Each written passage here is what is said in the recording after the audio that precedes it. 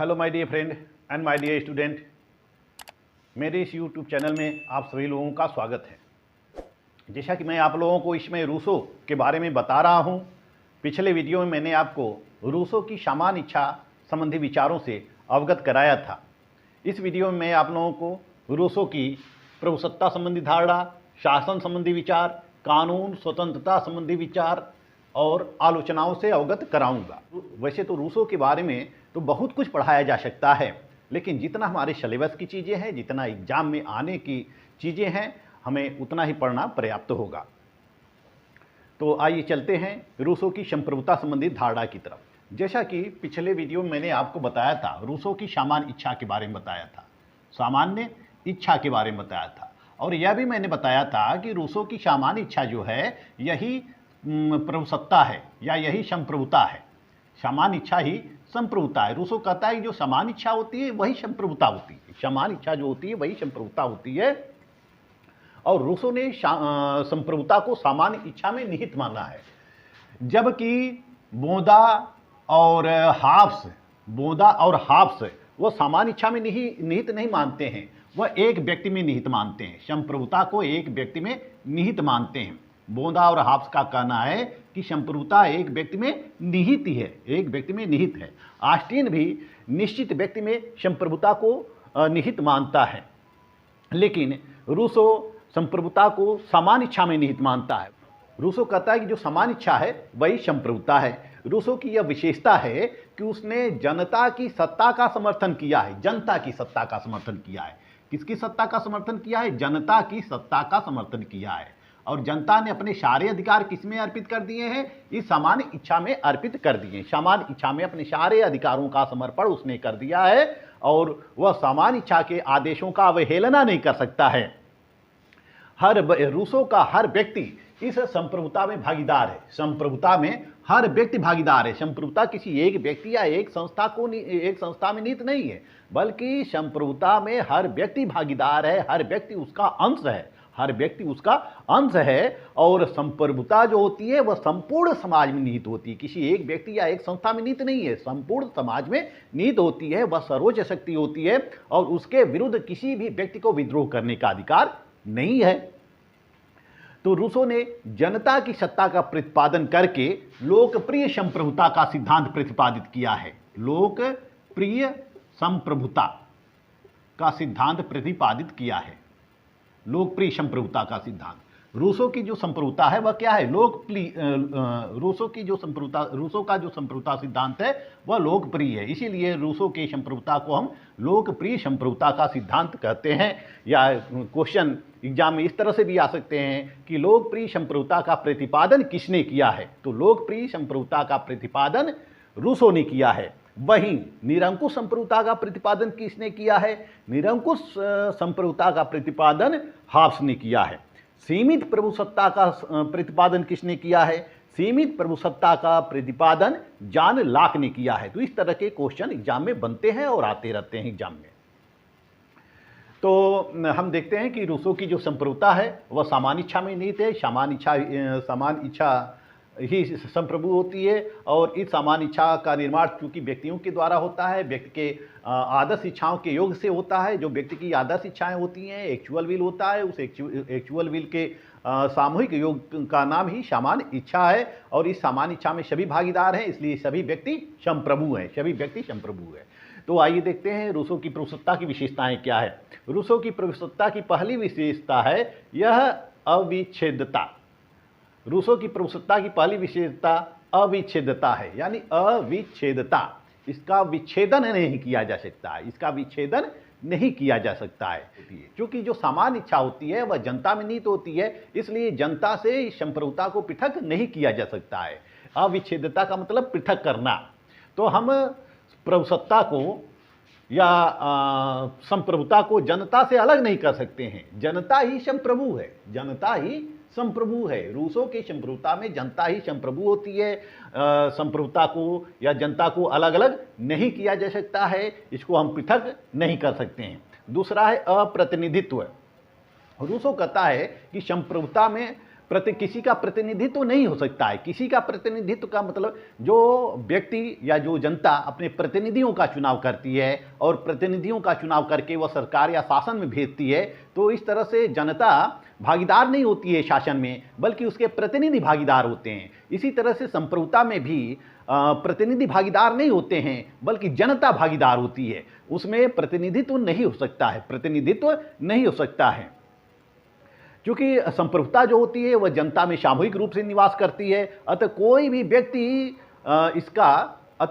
व्यक्ति इसका समूचे रूप से प्रतिनिधित्व नहीं कर सकता। यानी कि कोई एक ऐसा व्यक्ति नहीं होगा जो जनता का प्रतिनिधित्व कर सके संप्रभुता में, क्योंकि संप्रभुता कहाँ निवास करती है? जनता में, इसलिए जनता का प्रतिनिधित्व होता है, न कि किसी व्यक्ति का प्रतिनिधित्व होता है। तीसरी विशेषता है असीम और अमर्यादित। जो रूसों की संप्रभुता है वह असीम है, अमर्यादित है, उस पर कोई सीमा नहीं लगाई जा सकती है, उस पर कोई बंधन नहीं लगाया जा सकता है। चौथी विशेषता है कि जो रूसों की संप्रभुता जो है वह कानून का स्रोत है। संप्रभुता किसका स्रोत है? कानून का स्रोत है, क्योंकि संप्रभुता का निर्माण जनता के द्वारा होता है। जनता की सामूहिक इच्छा संप्रभुता में निवास करती है, अतः संप्रभुता के द्वारा कानून बनाया जाता है और उस कानून का सभी लोग पालन करते हैं। संप्रभुता ही कानून का स्रोत होता है, संप्रभुता ही कानून का स्रोत होता है। और राज्य के जितने भी कानून होते हैं सब इसी से उत्पन्न होते हैं। राज्य के जितने भी कानून होते हैं सब इस संप्रभुता से ही उत्पन्न होते हैं। अविभाजिता, इसको विभाजित नहीं किया जा सकता है, इसको टुकड़ों टुकड़ों में बांटा नहीं जा सकता है। टुकड़ों टुकड़ों में संप्रभुता को बांटा नहीं जा सकता है, क्योंकि संप्रभुता का निवास समूची जनता में होता है। तो जब समूची जनता में होता है तो इसका विभाजन नहीं किया जा सकता है, हम इसको विभाजित नहीं कर सकते हैं। तो इस तरह से हम देखते हैं कि रूसों की जो संप्रभुता है वह अपृथककरणीय है, यानी कि अविच्छेद है, वो उसमें किसी का प्रतिनिधित्व तो नहीं हो सकता है। रूसों की संप्रभुता असीम है, अमर्यादित है, अनन्य है, वह कानून का स्रोत है, वह अविभाज्य है। तो रूसों ने जो अपने संप्रभुता सिद्धांत का प्रतिपादन किया है वह हाब्स और लॉक का समन्वय किया है। हाब्स के निरंकुश संप्रभुता का सिद्धांत और लॉक के सीमित संप्रभुता के सिद्धांत, दोनों का उसने समन्वय कर दिया है। समन्वय करके वह अपना सिद्धांत प्रस्तुत किया है। जैसा कि अर्नेस्ट रीच का कहना है, अर्नेस्ट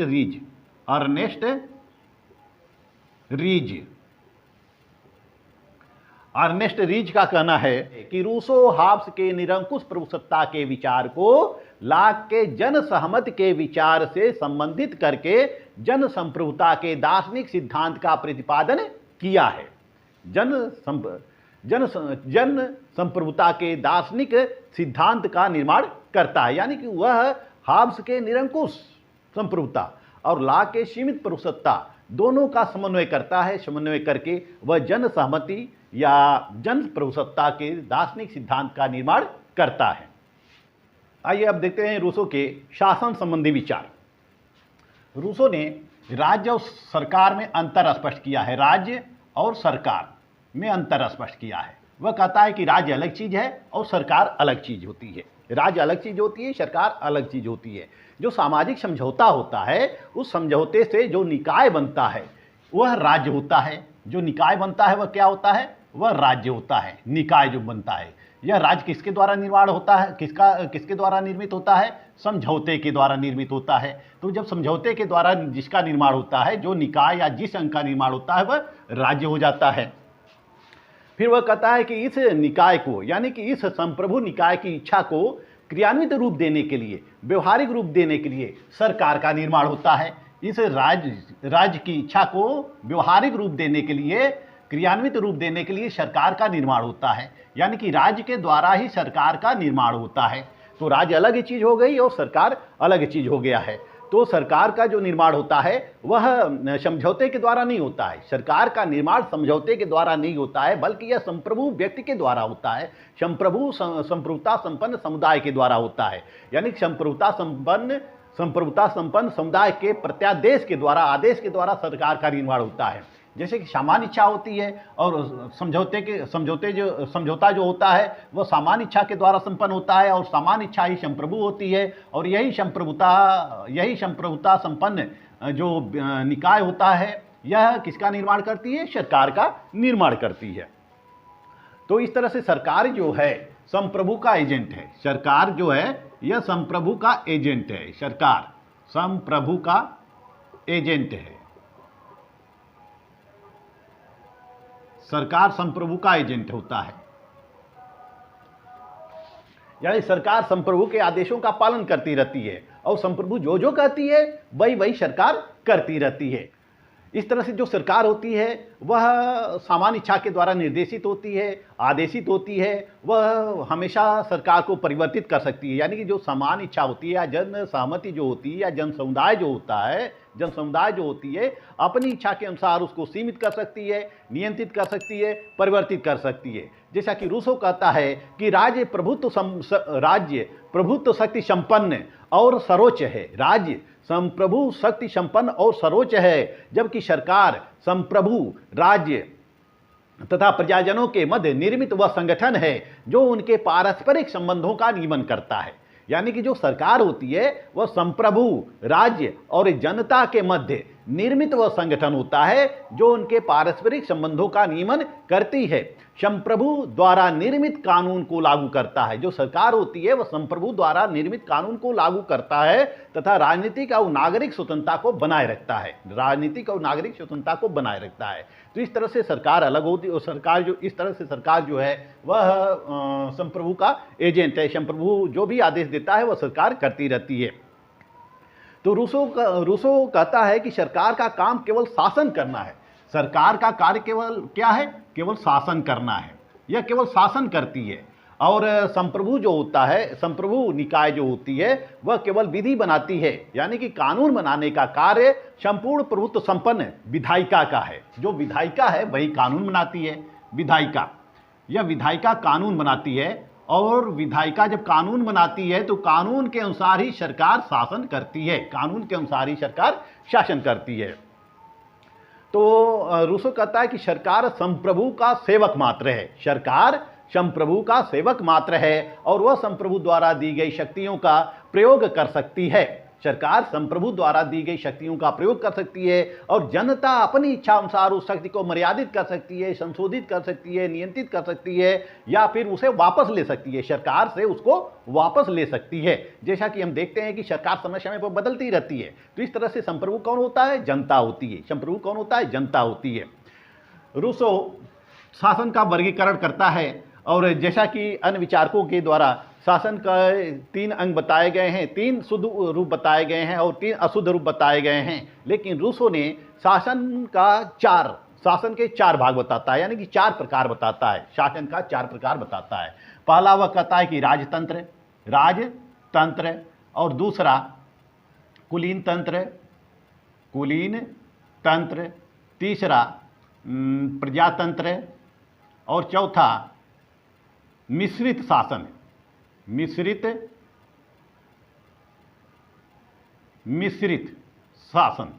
यह सरकार के 4 रूप बताता है, राजतंत्र, कुलीन तंत्र, प्रजातंत्र और मिश्रित शासन।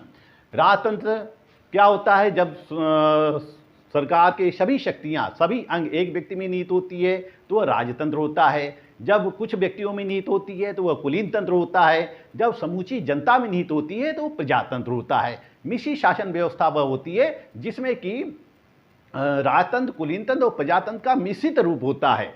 तो यहाँ पे रूसो लोकतंत्र की आलोचना करता है। वह लोकतंत्र की कुछ कारणों से आलोचना करता है और यहाँ तक कि वह प्रतिनिध्यात्मक लोकतंत्र का घोर विरोधी होता है। वह प्रतिनिध्यात्मक लोकतंत्र का घोर विरोधी होता है। उसका झुकाव प्रत्यक्ष लोकतंत्र की होता है, प्रत्यक्ष लोकतंत्र की तरफ होता है। रूसो का झुकाव प्रत्यक्ष लोकतंत्र की तरफ होता है। वह प्रत्यक्ष लोकतंत्र का समर्थक है। इस प्रकार के क्वेश्चन आ सकते हैं कि प्रत्यक्ष लोकतंत्र का समर्थक कौन है? तो प्रत्यक्ष लोकतंत्र का समर्थक जो है वह कौन है? वह रूसो है। प्रत्यक्ष लोकतंत्र का समर्थक रूसो है। तो वह प्रत्यक्ष लोकतंत्र का समर्थन करता है और इसलिए वह प्रतिनिध्यात्मक शासन प्रणाली को लोकतंत्र नहीं मानता है। वह प्रतिनिध्यात्मक शासन प्रणाली को सच्चा लोकतंत्र नहीं मानता है। इंग्लैंड के संबंध में उसकी राय होती है कि इंग्लैंड की जो जनता होती है वह केवल निर्वाचन के समय ही संप्रभु होती है, बाकी समय वह दास बनी रहती है, संसद का दास बनी रहती है, बाकी समय वह दास की स्थिति में रहती है। रूसो जनतंत्र की आलोचना इसलिए करता है क्योंकि उसमें उत्तराधिकार की समस्या बनी रहती है। रूसो कुलीन तंत्र को श्रेष्ठ शासन प्रणाली मानता है। कुलीन तंत्र को वह श्रेष्ठ शासन प्रणाली मानता है। वह कहता है कि कुलीन तंत्र जो होता है वह सबसे अच्छी शासन व्यवस्था होती है। कुलीन तंत्र सबसे अच्छी शासन व्यवस्था होती है। और कुलीन तंत्र को वह 3 प्रकार का बताता है। वह कहता है कुलीन तंत्र 3 प्रकार के होते हैं। पहला है प्राकृतिक, दूसरा है वंशानुगत, तीसरा है निर्वाचित। जो कुलीन तंत्र होता है वह 3 प्रकार का होता है। प्राकृतिक कुलीन तंत्र, निर्वाचित कुलीन तंत्र, प्राकृतिक कुलीन तंत्र, निर्वाचित कुलीन तंत्र और वंशानुगत कुलीन तंत्र। जो वंशानुगत चलती ही रहती है शासन प्रणाली, वह वंशानुगत कुलीन तंत्र होता है। तो रूसो कुलीन तंत्र के 3 प्रकार बताता है। प्राकृतिक, निर्वाचित, वंशानुगत, 3 प्रकार की शासन प्रणालियां बताता है। और कुलीन तंत्र को वह सर्वोत्तम शासन व्यवस्था कहता है। कुलीन तंत्र को वह सर्वोत्तम शासन व्यवस्था कहता है। जिस तरह से मॉन्टेस्क्यू ने भूगोल का अध्ययन किया था, मॉन्टेस्क्यू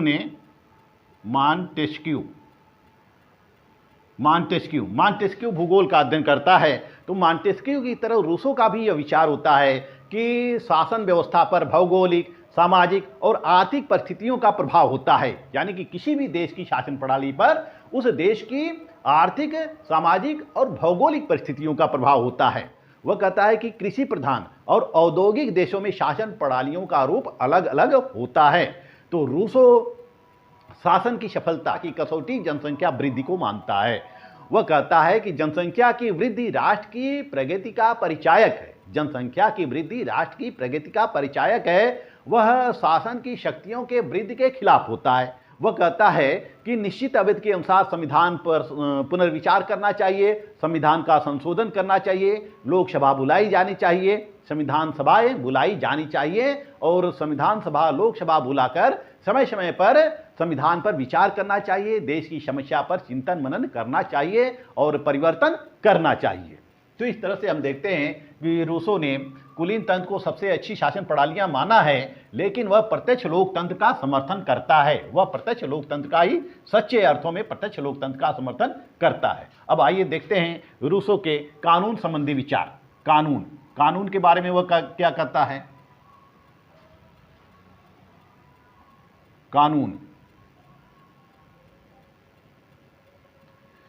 कानून संबंधी विचार। जैसा कि रूसो सामान्य इच्छा को ही सर्वश्रेष्ठ मानता है।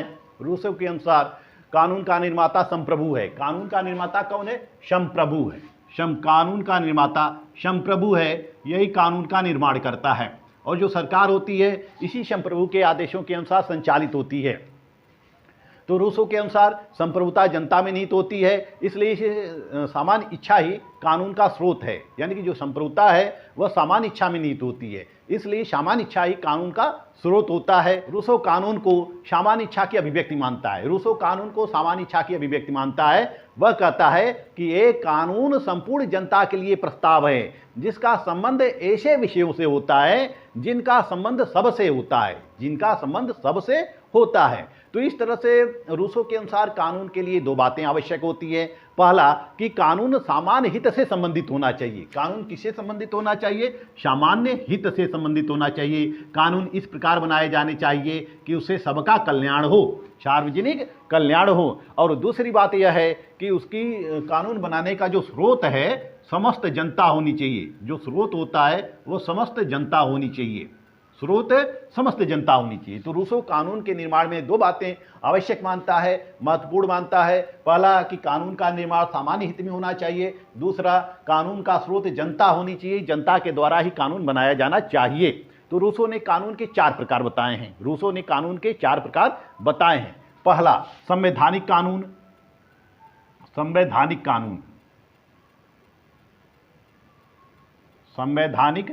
कानून। दूसरा, दीवानी कानून। तीसरा, फौजदारी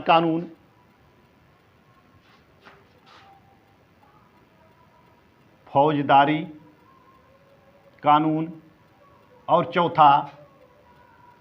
चौथा परंपरागत कानून।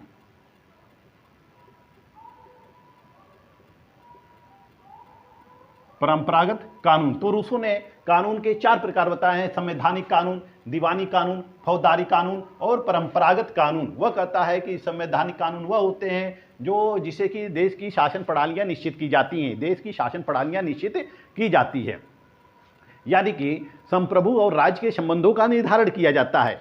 संवैधानिक कानून वह कानून होता है जो संप्रभु और राज्य के संबंधों का निर्धारण करते हैं, यानी कि जिसमें शासन शक्तियों का विवरण दिया रहता है, शासन के विभिन्न अंग जो होते हैं उनके कार्य, कर्तव्य और शक्तियों का वर्णन किया रहता है। तो वह संवैधानिक कानून होते हैं जिससे किसी भी देश की शासन व्यवस्था संचालित की जाती है। वहीं जो दीवानी कानून होते हैं यह नागरिकों के कानून होते हैं, यह राज्य और नागरिकों के मध्य संबंधों को निर्धारित करते हैं और नागरिकों के पारस्परिक संबंधों को नियंत्रित करते हैं, नागरिकों के पारस्परिक संबंधों को नियंत्रित करते हैं। फौजदारी कानून ऐसे कानून होते हैं जो कि शासनादेश का उल्लंघन करने पर उसको दंड दिया जाता है। फौजदारी कानून ऐसे कानून होते हैं जो कानून आदेशोल्लंघन के लिए दंड की व्यवस्था करता है, यानी कि जब सरकार के नीतियों का, सरकार के कानून का किसी व्यक्ति के द्वारा उल्लंघन किया जाता है तो उसको दंड की व्यवस्था जो की जाती है, उस दंड की व्यवस्था फौजदारी कानून के अंतर्गत की जाती है।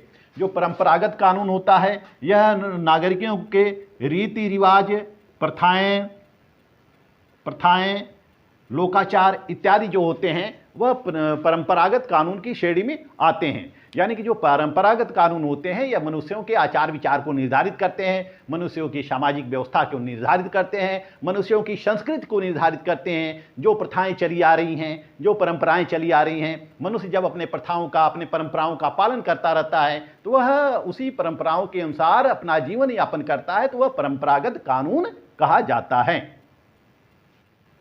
रूसो कानून निर्माण के लिए एक विधि निर्माता को आवश्यक मानता है। विधि निर्माता यानी कि लेजिस्लेटर, विधि निर्माता। वह कहता है कि कानून बनाने के लिए एक विधि निर्माता संगठन होना चाहिए, विधि निर्माण करने वालों का संगठन होना चाहिए और इसी के द्वारा कानून निर्माण किया जाना चाहिए। रूसो कहता है कि चूंकि कानून प्रक्रिया बहुत ही जटिल होती है और साधारण जनता इतनी प्रबुद्ध नहीं होती है, इतनी बुद्धिमान नहीं होती है कि वह कानून बना सके, इसलिए कानून निर्माण की प्रक्रिया में मार्गदर्शन करने के लिए एक विधि निर्माता का होना आवश्यक होता है। और विधि निर्माता में असाधारण प्रतिभा होती है, और विधि निर्माता में असाधारण प्रतिभा होती है जिससे वह विधि निर्माण करने में जनता का मार्ग प्रशस्त करता है। तो जो विधि निर्माण किया जाना चाहिए वह एक विधि निर्माता निकाय के द्वारा की जानी चाहिए और इसमें प्रबुद्ध वर्ग होने चाहिए, प्रतिभाशाली लोग होने चाहिए और इनका कार्य होगा कि विधि निर्माण कर वह जनता को निर्देशित करते रहें। तो रूसो कहता है कि कानून का सभी व्यक्तियों के द्वारा पालन किया जाना चाहिए, कानून का सभी व्यक्तियों के द्वारा पालन किया जाना चाहिए क्योंकि वह हमारे आंतरिक संकल्प की अभिव्यक्ति होती है। कानून क्या होता है? वह हमारे आंतरिक संकल्प की अभिव्यक्ति करता है और इसलिए स्वतंत्रता और कानून में कोई अंतर विरोध नहीं है, स्वतंत्रता और कानून में कोई अंतर विरोध नहीं है। इस ओर संकेत करते हुए रूसो कहता है कि सच्ची स्वतंत्रता कानूनों का पालन करने में निहित है जिन्हें हम स्वयं अपने लिए निर्धारित करते हैं। जो कानून हम अपने लिए बनाते हैं, जब हम उस कानून का पालन करते हैं उसी में हमारी स्वतंत्रता निहित रहती है। आइए अब देखते हैं रूसो के स्वतंत्रता संबंधी विचार। रूसो की स्वतंत्रता संबंधी धारणा क्या है? रूसो को स्वतंत्रता का मसीहा कहा जाता है। रूसो को स्वतंत्रता का मसीहा कहा जाता है। मसीहा किसका है? स्वतंत्रता का। स्वतंत्रता का मसीहा रूसो को कहा जाता है। वह बड़े ही ओजस्वी भाषा में स्वतंत्रता का गुणगान करता है और उसने कहा है कि स्वतंत्रता मनुष्य के जीवन का आंतरिक तत्व है। वह कहता है कि स्वतंत्रता मनुष्य का परम आंतरिक तत्व है, अर्थात स्वतंत्रता को मानव का आवश्यक गुण मानता है, अर्थात स्वतंत्रता को वह मानव का आवश्यक गुण मानता है। रूसो कहता है कि स्वतंत्रता मनुष्य को नैतिक बनाती है और उसमें उत्तरदायित्व की भावना जागृत करती है। स्वतंत्रता व्यक्ति को नैतिक बनाती है और उसमें उत्तरदायित्व की भावना जागृत करती है। तो रूसो के अनुसार स्वतंत्रता का अर्थ है मनमाना कार्य करने का नहीं है, मनमाना कार्य नहीं है, बल्कि सच्ची स्वतंत्रता कानून के पालन में ही निहित है, कानून के पालन में निहित है, पालन में ही निहित है। जो व्यक्ति कानून का पालन करता है सच्चे अर्थों में वही स्वतंत्र होता है। रूसो कहता है सामान्य इच्छा के अधीन रहकर ही व्यक्ति स्वतंत्र हो सकता है। सामान्य इच्छा द्वारा निर्मित कानून का अर्थ है कि स्वनिहित कानून और इसी स्वनिहित कानून के पालन में ही स्वतंत्रता निहित है। जो अपने लिए कानून बनाते हैं उसी कानून का पालन करने में ही स्वतंत्रता निहित है। तो रूसो स्वतंत्रता का सकारात्मक दृष्टिकोण प्रस्तुत करता है, जैसा कि अन्य विचारक स्वतंत्रता का नकारात्मक दृष्टिकोण प्रस्तुत करते हैं, लेकिन रूसो स्वतंत्रता का सकारात्मक दृष्टिकोण प्रस्तुत करता है। रूसो इस बात में विश्वास करता है कि कानून के अनुसार जीवन व्यतीत करना ही सच्ची स्वतंत्रता है, क्योंकि ऐसा करके व्यक्ति अपनी इच्छा का पालन करता है। तो रूसो के अनुसार स्वतंत्रता का विशिष्ट महत्व है। वह सोशल कॉन्ट्रैक्ट अपनी पुस्तक सोशल कॉन्ट्रैक्ट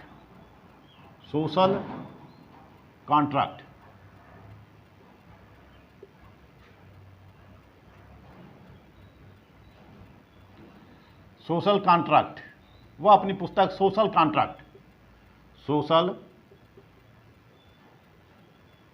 कॉन्ट्रैक्ट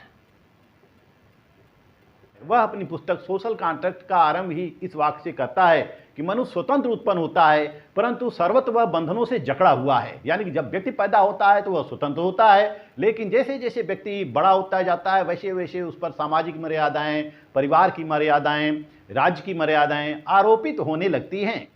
यानी कि इसीलिए रूसो कहता है कि व्यक्ति स्वतंत्र पैदा होता है लेकिन सर्वत्र वह जंजीरों में जकड़ा हुआ है। मनुष्य को रूसो का कहना है कि मनुष्य को स्वतंत्र होना चाहिए।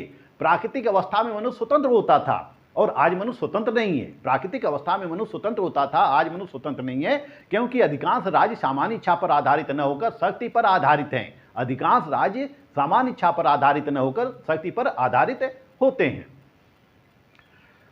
तो इस तरह से रूसो स्वतंत्रता का उपासक होने के कारण या मसीहा होने के कारण वो दास प्रथा की आलोचना करता है और स्वतंत्र राष्ट्रों को यह संदेश देता है कि स्वतंत्रता प्राप्त की जा सकती है, परंतु दोबारा हस्तगत कभी नहीं की जा सकती है। यानी एक बार स्वतंत्रता प्राप्त करने के बाद एक बार स्वतंत्रता प्राप्त करने के पश्चात हम उसको दोबारा दूसरे को दे नहीं सकते हैं। तो इसीलिए रूसो को स्वतंत्रता का समर्थक होने के कारण उसे स्वतंत्रता का पुजारी कहा जाता है या प्रत्यक्ष प्रजातंत्र का समर्थक कहा जाता है। ये रहे रूसो की स्वतंत्रता संबंधी विचार। अब चलते हैं, मैंने अभी आपको बताया रूसो की प्रभुसत्ता संबंधी धारणा, शासन संबंधी धारणा, कानून संबंधी धारणा, स्वतंत्रता संबंधी धारणा। अब चलते हैं आलोचनाओं पर, रूसो की आलोचना। आइए अब चलते हैं रूसो के राजनीतिक दर्शन की आलोचना की तरफ। राजनीतिक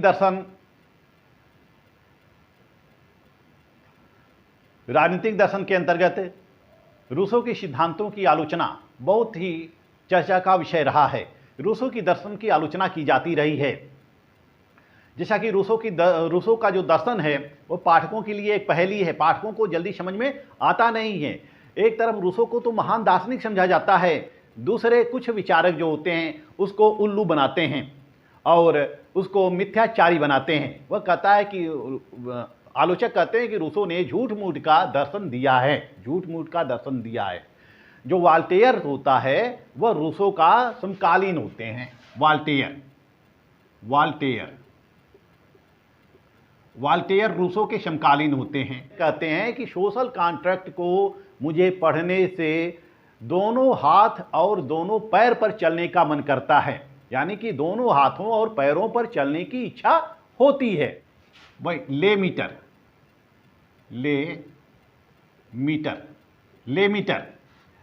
ले मीटर कहते हैं कि उसकी पुस्तक में, लेमिटर कहते हैं कि उसकी पुस्तक में असंगतियों की भरमार है, उसकी पुस्तक में असंगतियों की भरमार है। तो रूसो की विचारधारा की विभिन्न विद्वानों के द्वारा, विभिन्न आलोचकों के द्वारा आलोचनाएं की जाती रही हैं। पहली आलोचना है कि रूसो के दर्शन पर यह आक्षेप लगाए जाते हैं कि उसके दर्शन में असंगतियों और विरोधाभास की भरमार है। असंगति एवं विरोधाभास। रूसो के दर्शन में असंगति और विरोधाभास है। रूसो की विचारधारा असंगतियों और विरोधाभास से भरी पड़ी हुई है। वह अपने सामाजिक समझौते का आरंभ व्यक्ति के अधिकारों पर बल देने वाले व्यक्तिवाद से करता है, किंतु इसकी समाप्ति व्यक्ति पर प्रभुता रखने वाली निरंकुशता और समष्टिवादी विचारधारा के साथ करता है। जैसा कि वाहन कहता है कि एक ओर वह राज्य का प्रबल पोषक था, वाहन कहते हैं एक ओर वह राज्य का प्रबल पोषक था तो दूसरी ओर व्यक्ति का उग्र समर्थक था, और इन दोनों विचारों को, इन दोनों विरोधी आदर्शों को वह छोड़ नहीं सका। तो एक ओर वह व्यक्ति की स्वतंत्रता का समर्थन करता है, दूसरी ओर उसे राज्य का दास बना देता है। एक तरफ रूसो व्यक्ति की स्वतंत्रता का समर्थन करता है, दूसरी तरफ व्यक्ति को राज्य का दास बना देता है। एक ओर वह सहिष्णुता की नीति का प्रतिपादन करता है, रूसो कहता है कि व्यक्ति को सहिष्णु होना चाहिए, दूसरी तरफ वह कहता है कि जो नास्तिक हैं उनको गणराज्यों से निकाल देना चाहिए। तो इन विरोधाभासों के कारण ही मार्ले ने उसके बारे में लिखा है कि यद्यपि रूसो एक महान विचारक कहा जाता है, किंतु वह यह नहीं जानता कि विचार किस प्रकार दिए जाते हैं। मार्ले कहते हैं कि यद्यपि रूसो एक महान विचारक जाना जाता है, लेकिन वह यह नहीं जानता कि विचार किस तरह से दिए जाते हैं। दूसरी आलोचना, रूसो निरंकुशतावाद का समर्थन करता है। निरंकुशता का समर्थन। रूसो निरंकुशता का समर्थन करता है। उसने संप्रभुता को असीमित बताया है, अविभाज्य बताया है, अनियंत्रित बताया है। रूसो ने संप्रभुता को राज्य के अधिकारों का सृष्टा बताया है कि राज्य का ही मालिक है। संप्रभुता किसका मालिक है? पूरे राज्य का मालिक है। उसने कहा है कि रूसो ने कहा है कि जो व्यक्ति सामान्य इच्छा का पालन नहीं करेगा उसे सारा समाज आज्ञा पालन के लिए बाध्य करेगा, मजबूर करेगा। जो राज्य की आज्ञा का पालन नहीं करेगा उसको सारा समाज आज्ञा पालन के लिए बाध्य करेगा। यानी कहने का तात्पर्य यह है कि स्वतंत्रता के लिए उसको मजबूर किया जाएगा, स्वतंत्र होने के लिए बाध्य किया जाएगा या स्वतंत्र होने के लिए मजबूर किया जाएगा। तो यह स्थिति रूसो के दर्शन में स्वतंत्रता की दुविधा के नाम से जाना जाता है। स्वतंत्रता की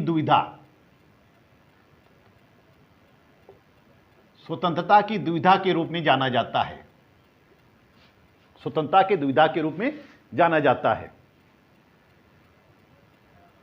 वह सभी व्यक्तियों को सामान्य इच्छा या प्रभुसत्ता के विरुद्ध कोई अधिकार नहीं देता है। सभी व्यक्तियों को सामान्य इच्छा या प्रभुसत्ता के विरुद्ध कोई अधिकार नहीं देता है। वह व्यक्तियों के हितों को, व्यक्तियों की स्वतंत्रता को सामान्य हित की बल के वेदी पर चढ़ा दिया है। वह सामान्य इच्छा के समुद्र में व्यक्ति की इच्छा को डुबो देता है। इस तरह से रूसो लोकतंत्र का पुजारी होने के कारण निरंकुश राजसत्ता का समर्थन करता है। जैसा कि डुग्वी ने उसको जैकोबिन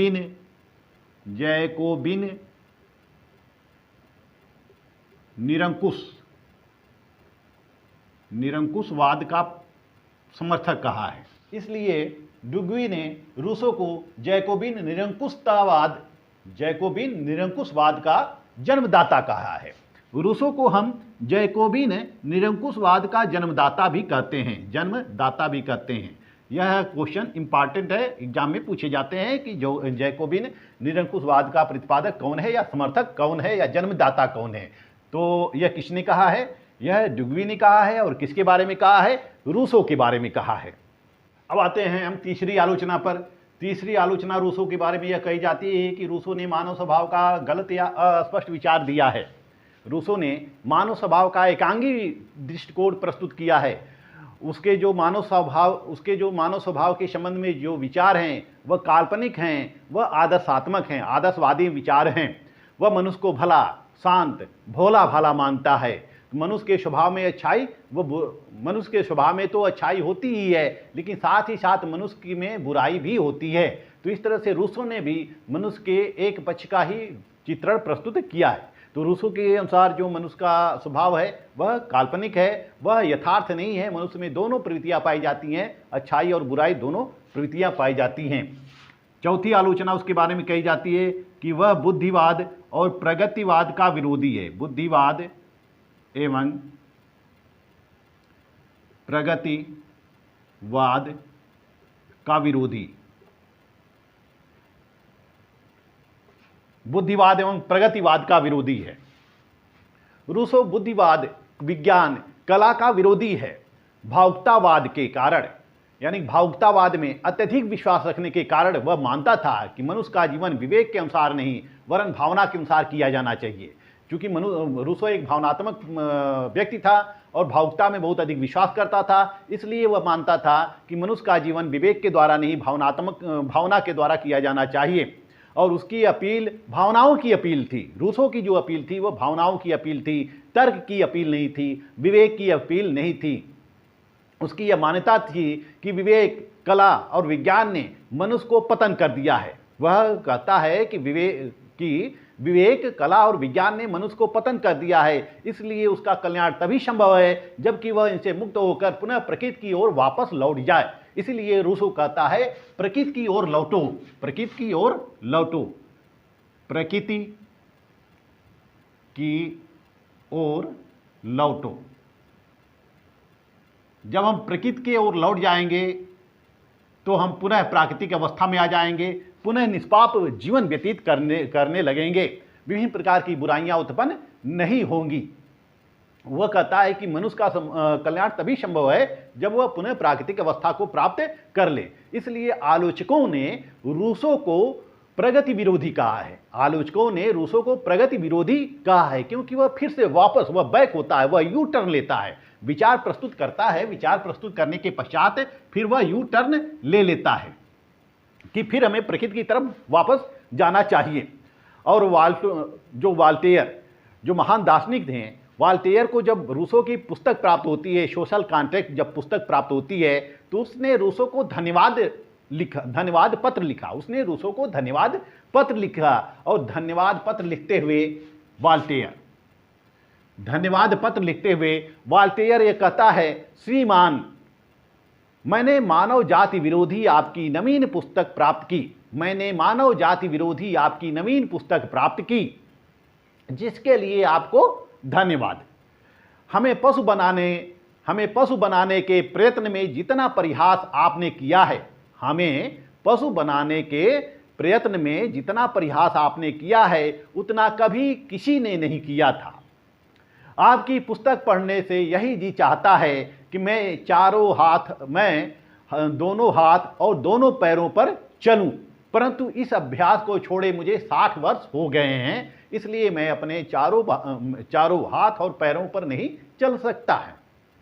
वाल्टेयर ने अपने एक पत्र में यहां तक कहा है कि रूसो और दार्शनिक में उतना ही साम्य है जितना बंदर और आदमी में, जितना बंदर और आदमी में साम्य है उतना ही रूसो और दार्शनिक में साम्य है। तो इस तरह से देखते हैं कि रूसो की विचारों की बहुत ही आलोचना होती है, लेकिन रूसो के दर्शन का महत्व भी है, योगदान भी है। उसने सामान्य इच्छा का सिद्धांत प्रतिपादित किया है, उसने लोकप्रिय संप्रभुता का सिद्धांत प्रतिपादित किया है, वह राष्ट्र में एकता स्थापित करना चाहता है।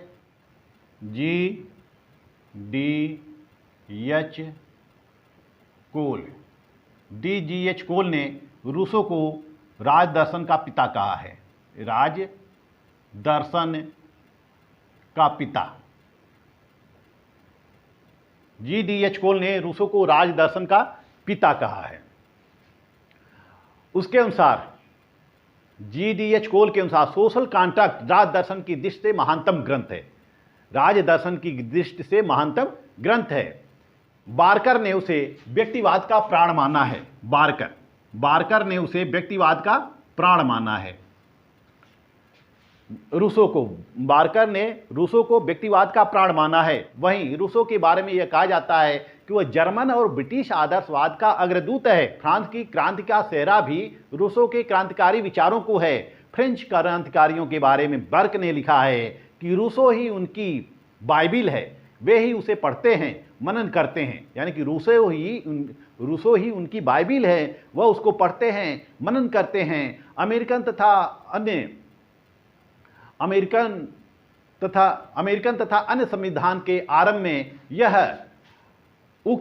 यह शब्द हम लोग जो हैं वह रूसो की दर्शन की देन है। जैसे कि अमेरिका में भी जब संविधान वहाँ का बन रहा है तो संविधान के प्रस्तावना प्रिएम्बल में यह लाइन है वी यानी कि हम लोग, वी द पीपुल। इसी तरह से भारत में हम देख सकते हैं कि भारत के संविधान के आमुख में यह है we the people of India. तो अन्य संविधानों में जितना भी यह लाइन है, यह शब्द है, यह रूसो के दर्शन से ही प्रेरित है, रूसो की ही आवाज़ है। कोल ने लिखा है कि रूसो की रचना सोशल कॉन्ट्रैक्ट रानी शास्त्र की एक महत्वपूर्ण पाठ्यपुस्तक है। वहीं लेंसन कहते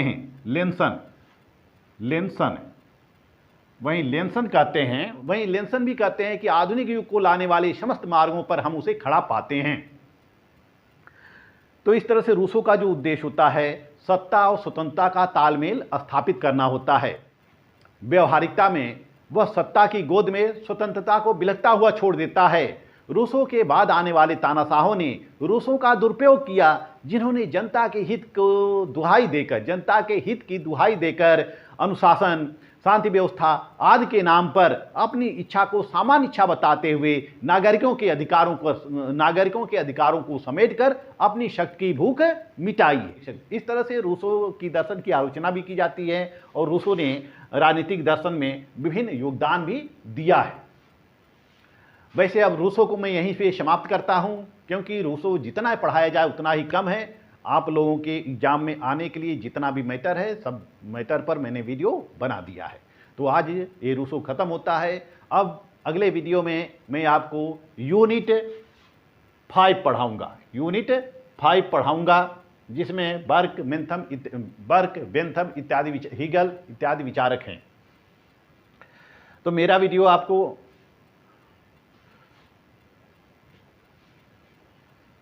मैंने आप लोगों की सुविधा के लिए टेलीग्राम चैनल बना रखा है। टेलीग्राम चैनल पर मेरे Telegram channel political science by doctor Anand Singh पर जाकर आप PDF प्राप्त कर सकते हैं, मेरे वीडियो की PDF प्राप्त कर सकते हैं।